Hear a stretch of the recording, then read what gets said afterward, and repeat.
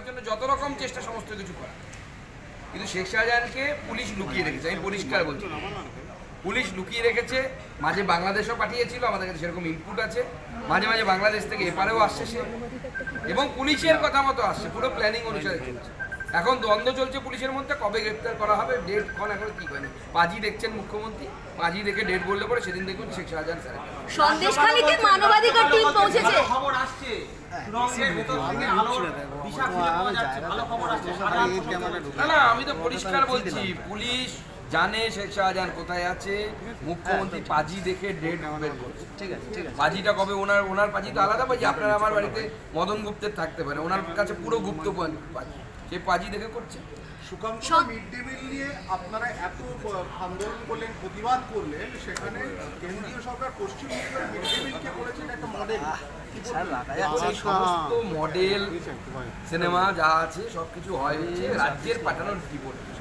সেটা এনসিআরবির রিপোর্টে আপনি দেখতে পাচ্ছেন যে সেখানে পশ্চিমবঙ্গে বিগত এক বছরে একটিও সাম্প্রদায়িক দাঙ্গাও হয়নি, একটিও রাজনৈতিক দাঙ্গা হয়নি।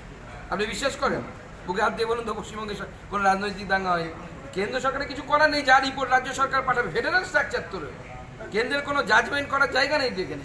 যার তথ্য পাঠায়, এই খাওয়ানো হয়েছে, অমুক খাওয়ানো হয়েছে, লিখে দিতে কি যায় আসে, পয়সা লাগে না তো লিখে। সেখানে এতবার দাদা কে এদিকে ঘুরে বলবেন? সিবিআই 4,000 কোটি টাকা শিক্ষা পরিকাঠামো এবং মিড ডে মিলের জন্য বরাদ্দ করেছে। না, আমাদের সরকার কোনোদিনও কোনো রাজ্যকে বঞ্চিত করে না। আমরা ওই নীতিতে বিশ্বাস করি না। আমাদের সরকার অঢেল টাকা পশ্চিমবঙ্গের জন্য, পশ্চিমবঙ্গের মেট্রো থেকে শুরু করে, পশ্চিমবঙ্গের রেল যোগাযোগ ব্যবস্থা থেকে শুরু করে, আমরা তো চ্যালেঞ্জ করে বলেছি। অমিত শাহজি তার মঞ্চ থেকে বলে গেছে যে 14 সালে যখন Mamata Bandyopadhyay herself was a part of the government, UPA 1-এ যখন ছিলেন তিনি 9 থেকে 14, প্রথম যে পার্টটা, তাহলে তো herself she was a part of the government. সেই সময় কত টাকা দেওয়া হয়েছিল, আর এখন বিজেপি সরকার কত টাকা দিয়েছে। সন্দেশখালীতে মুখ্যমন্ত্রী মমতা বন্দ্যোপাধ্যায়ের সঙ্গে তার আলোচনা চলছে, সুতরাং জোট নিয়ে এখনো আশাবাদী। দেখুন, ওনারা জোট করবেন না কি করবেন আমাদের জানা নেই, হ্যাঁ, কিন্তু জয় রামেরই হবে। জয় রামের কি হবে আমরা জানি না, কিন্তু জয় রামের হবে। জোট করুন আর যাই। সন্দেশখালীতে জাতীয় মানবাধিকার কমিশন পৌঁছেছে দাদা। জন্য 144, বিজেপির জন্য 144, নাকি বিরোধীদের জন্য 144? এদিকে তাকিয়ে বলুন।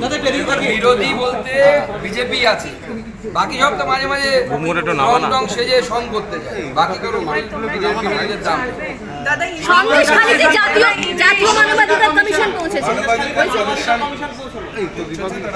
রাজ্য না, কেন্দ্রে জাতীয় মানবাধিকার কমিশন, জাতীয় মানবাধিকার কমিশন আজকে গেছে। তাদের এই যাওয়াকে আমরা স্বাগত জানাচ্ছি, এবং আমরা চাই সেই জাতীয় মানবাধিকার কমিশন সকলের সাথে কথা বলে ওখানকার মহিলাদের উপর যে অত্যাচার হয়েছে তার বাস্তবিক রূপ গোটা ভারতবর্ষকে জানা। সত্যি হিউম্যান রাইটস মানে পুরো দমে কি বলবো, লুট হয়েছে, রেপ হয়েছে হিউম্যান রাইটস। বিঘের পর বিঘে জমি দখল হয়ে গেছে।